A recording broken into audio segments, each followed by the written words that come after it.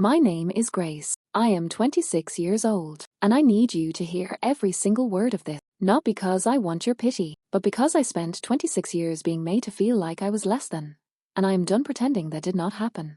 I grew up in a small town in Georgia in a deeply religious household. Church every Sunday. Bible study every Wednesday. My father was a deacon. My mother led the women's ministry. From the outside, we looked like the picture of a faithful, loving, God-fearing family.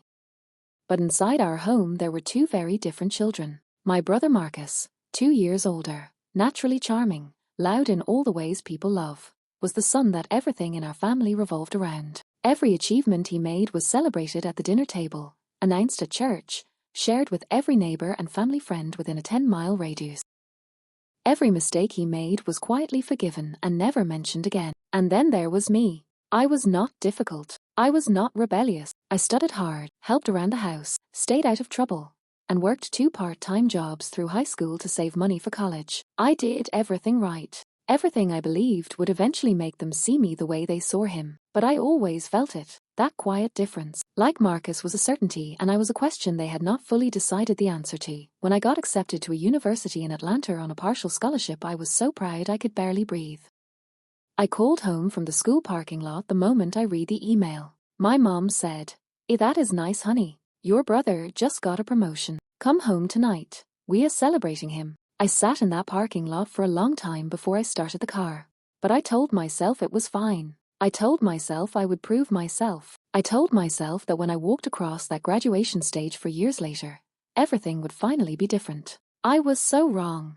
4 years of studying. 4 years of working nights at a restaurant to cover what my scholarship did not. 4 years of calling home every single week and hearing mostly Marcus updates while my own news was received with polite but distant interest. Graduation day came on a Saturday morning in May. I had sent my parents the date 6 months in advance.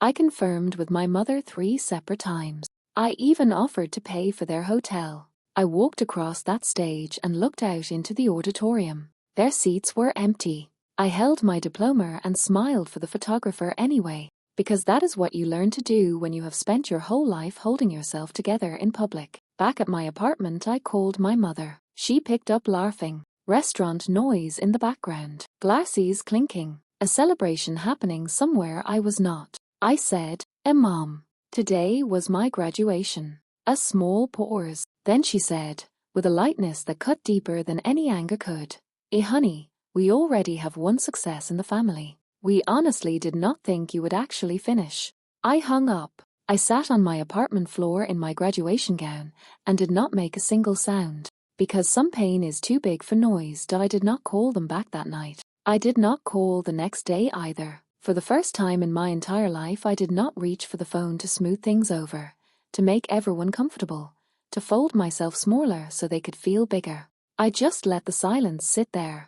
And in that silence, something in me shifted permanently. I threw myself into my new job at a consulting firm in Atlanta. I was good at it, genuinely, undeniably good. Within 3 months, my manager pulled me aside and told me I was one of the strongest new hires they had brought on in years. Within 6 months, I was leading my own client accounts. Within a year, I had been promoted twice. For the first time in my life, I was being seen for exactly what I brought to the table, not compared to anyone, not measured against a brother, not made to feel like a consolation prize. I kept my distance from my parents during those months, not out of hatred, but because I had finally learned something important. I could not keep pouring love into people who had never once made room to receive it properly. 6 months after graduation, my firm flew me to New York City for a major client conference. I was the youngest person in the room. I presented in front of executives from 4 different companies. I walked out of that building onto 5th Avenue in a tailored blazer with a bonus in my account, and a future that looked nothing like the small town in Georgia where I had grown up being treated like an afterthought. I took a photo standing outside that building. Just me. The New York skyline behind me, that blazer, that smile, and I sent it to my mother. No caption, no explanation, just the photo. My phone rang 9 times in the next hour, all from my mom. I let it ring the first few times, and then on the 9th call I picked up. Her voice was completely different from the last time we had spoken. No laughing, no restaurant noise, no lightness. She said, Grace, are you in New York? Is that a corporate building? I said, Yes, Mom. That is where I work now. Silence. And then, quietly, we had no idea. I said, I know. You did not think I would finish, remember? She did not have an answer for that. We talked for a long time that evening. My mother cried. She said things she had never said before, that she was sorry, that she had been wrong, that she had never meant to make me feel like I mattered less. I listened to every word. I did not rush to forgive her. Forgiveness is not something I hand out quickly anymore. But I also did not hang up, because somewhere under all the hurt, she was still my mother. And I had worked too hard, come too far, and survived too much to let bitterness take up the space that healing deserved. I built my life without their applause. I succeeded without their belief. And when they finally came around, I was already standing exactly where I had always known I would be. Some people need to see it to believe it. I just made sure they saw it.